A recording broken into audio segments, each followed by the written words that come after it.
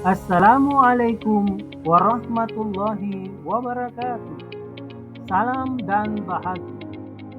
Saya Muhammad Ilyas, calon guru penggerak angkatan 10 dari SMP Negeri 5 2 Pitue, Kabupaten Cidenteng Kapang, akan menyampaikan kesimpulan dan refleksi pemikiran Ki Hajar Dewantara pada modul 11.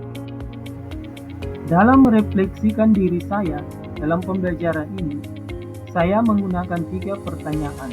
Yang pertama, apa yang saya percaya tentang murid dan pembelajaran sebelum saya mempelajari modul 11? Yang kedua, apa yang berubah dari pemikiran atau perilaku saya setelah mempelajari modul ini? Yang ketiga, apa yang segera saya terapkan lebih baik agar kelas saya mencerminkan pemikiran Ki Hajar Dewantara? Sebelum saya mempelajari modul 11, proses pembelajaran yang kami lakukan adalah guru masih mendominasi pembelajaran atau guru menyampaikan materi dan siswa mendengarkan penjelasan-penjelasan yang dikemukakan oleh Bapak dan Ibu. Yang kedua, pembelajaran berfokus pada ketercapaian materi dan KKM.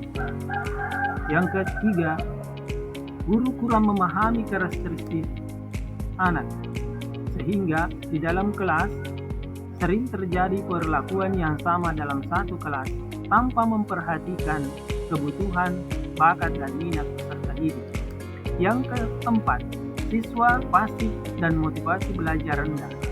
Yang kelima, metode mengajar yang digunakan masih tidak bervariasi dalam artian monoton, sehingga peserta didik dalam belajar menimbulkan kebosanan dan terkadang membuat pasif dan tidak bergairah dalam belajar.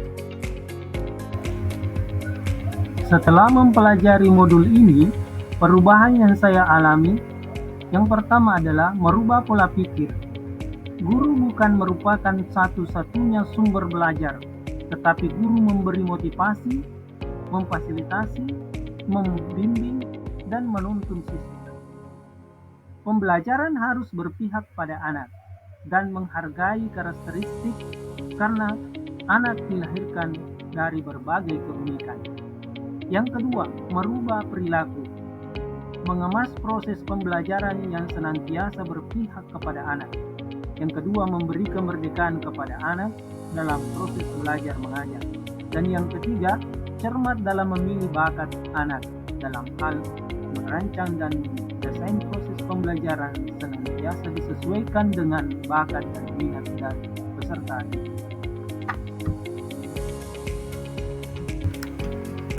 Untuk mencerminkan pemikiran Ki Hajar Dewantara dalam proses pembelajaran yang saya lakukan, maka hal yang akan saya terapkan terlebih dahulu adalah yang pertama, merancang pembelajaran yang interaktif dan menyenangkan dengan melibatkan peserta didik. Yang kedua, menerapkan pembelajaran berbasis lokal dan budaya setempat. Yang ketiga, menerapkan konsep merdeka belajar dan mengintegrasikannya dengan pencapaian profil belajar Pancasila. Pembelajaran yang memperhatikan aspek budi pekerti dan menerapkan pendidikan yang menuntun sesuai dengan kodrat alam dan kodrat zaman yang dimiliki oleh anak. Dari hasil refleksi yang saya kemukakan tadi, maka dapat disimpulkan bahwa pendidikan adalah menuntun sesuai dengan minat dan bakat peserta didik. Yang kedua, pendidikan bukan hanya ilmu pengetahuan akademis saja, namun perlu penanaman budi pekerti. Pendidikan sejatinya adalah menghamba pada anak. Tetapi bukan berarti guru tunduk dan menuruti keinginan siswa tanpa batas. Guru tetap harus menjalankan tugasnya sebagai pendidik dengan memberikan bimbingan dan arahan yang tepat, serta mengajarkan nilai-nilai moral dan etika yang baik.